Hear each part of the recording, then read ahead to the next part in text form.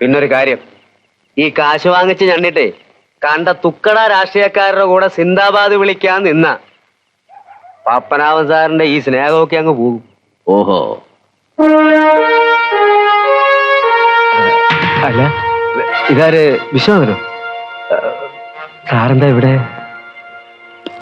ഞാനും എന്റെ ആൾക്കാരും ഒക്കെ 2 ദിവസമായിട്ട് ഈ പരിസരത്തൊക്കെ തന്നെ ഉണ്ട്. ആണും തൂണില്ലാത്ത വീടല്ലേ? അതെ അതെ അതെ. ഈ ഏരിയയില് ചില കൂതറ കോളേജ് പിള്ളേരുണ്ട്. കേപ്പോരും കേൾവിയില്ലാത്ത വീടുകൾ അവന്മാരുടെ നോട്ടം. അവന്മാരെ ഞാൻ പൊക്കുന്നുണ്ട്. അതായിക്കോ. പക്ഷേ ഞാൻ കറങ്ങുന്നത് അതിനല്ല. കല്യാണിയുടെ ആമ്പറന്നോനെ ആരാണ്ട് കൊന്നതാണെന്നുള്ളത് ഉറപ്പ്. കൊന്നവരൊട്ടും പ്രതീക്ഷിക്കാത്ത രീതിയിലാ ശവം പൊങ്ങിയത്.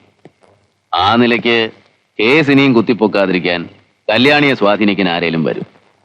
അങ്ങനെ വരുന്നവന്മാരെ പിടിക്കുക, മർമ്മം നോക്കി 2 പൂജക, സത്യം പറയിക്കുക. അതാ എന്റെ ലക്ഷ്യം. കഷ്ടകാലത്തിന് കൈവന്ന് ചാടിയത് പപ്പനാവൻ സാറായിപ്പോയി. എന്ത് ചെയ്യാനാ? സമയദോഷം.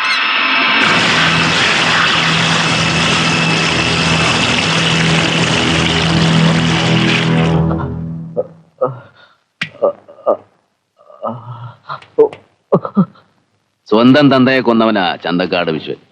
ഒരു കൊലപാതകം കൂടി എന്നെ കൊണ്ട് ചെയ്യിക്കല്ലേ പപ്പനാവ.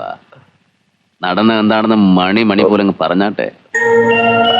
വേണ്ട വേണ്ട, സിനിമാ സ്റ്റൈൽ തപ്പിത്തടഞ്ഞ് വായു വലിച്ച് പറയുന്നത് എനിക്ക് കേൾക്കണം.